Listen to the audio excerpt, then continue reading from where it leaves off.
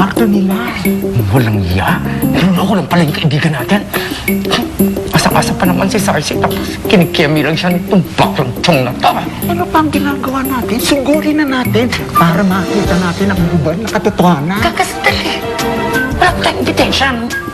Tsaka, hindi naman natin totoo meeting. Anong gagawin natin? Hindi ko alam.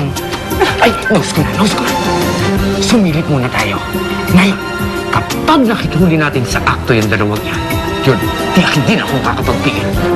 Kiniresin mo ka demandahan. Basta tiyak na ipaghiganti ko sa kaibigan natin. Ako rin, ipagtatanggol ko kaibigan natin.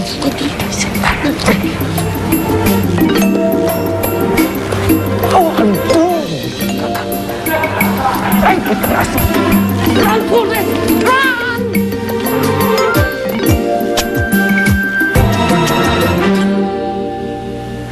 Babae ang puso ko. Babae ang kaloob-looban ko. Teka, akala ko ba, Mali yung akala mo. Kaya ko lang naman ginagawa to kasi yun yung gusto mo eh. Kaya lang naman ako nagpapakalalaki kasi ayoko mawala ka. Pero kung hindi mo naman ako tatanggapin, sige, mabuti pa wag na lang tayo maging magkaibigan.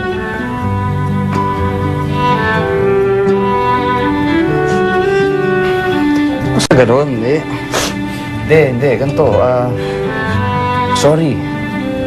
Sorry, okay, sige, kung gusto mo maging bakla, o sige, bahala ka na, okay lang yun, tatanggapin ko yun, pero, ayoko lang sana na,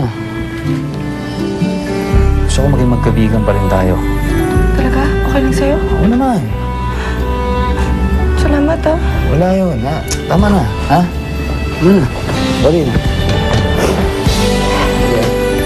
Okay lang.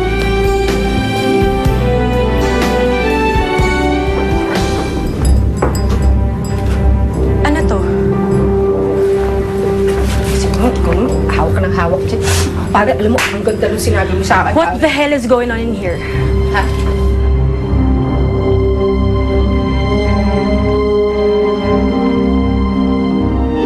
Nakakaloka kang bakla ka? Hindi ka tumitingin sa dinadaanan mo. Bakla, kaya kinakusok naman kita. Mga mag-aagaw kayo ng mga lalaki. Ang kapal ng face ha? Parang type kita ha? O, sige na nga, papayag na ako. Ano ba kailangan gawin yun? Kailangan niyang may i-front na karelasyon. Kailangan na yung bakla. Ngayon na bakla na naman siya. May kaagaw na naman ako sa spotlight. So, what do we plan to do? Malaking tulong siya, hindi lang dito sa club, kundi pati sa personal life. You know what? You should be grateful for all the help she's been giving you. Pero, without...